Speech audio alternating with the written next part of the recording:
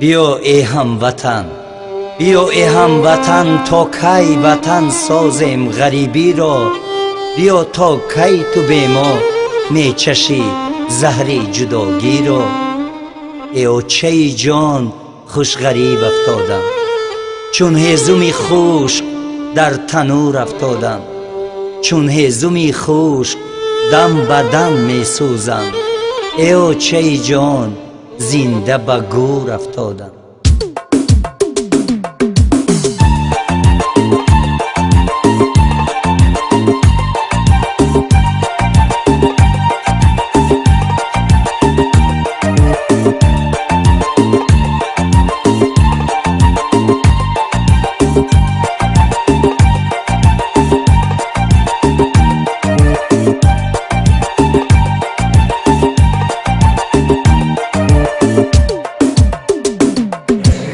ای بچه جان، پای ساعت چند میدیا؟ شوی نگاهی رو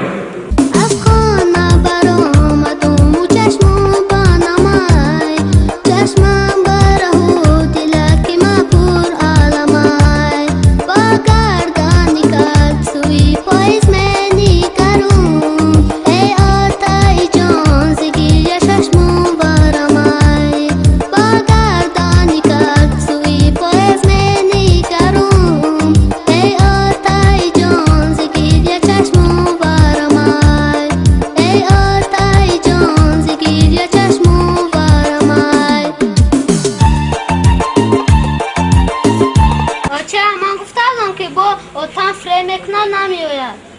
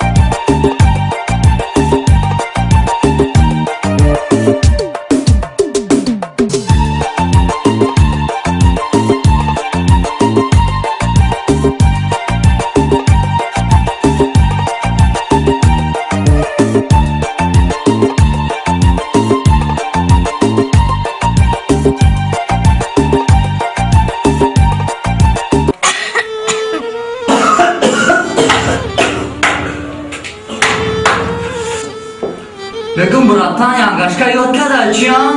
Причем тут янгашка, дари Россия лагеря янгашка, ки чужай пари тухме пускараги боли.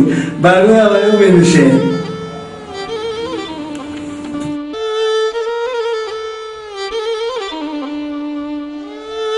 در پشتک خانمان گفتم مخچه، در حقیقت زندگی سوخت و مرچه. در حقیقت زندگی سوختن تلخه، ای بهرک زندگی گذشت و مرچه. ای بهرک زندگی گذشت و مرچه.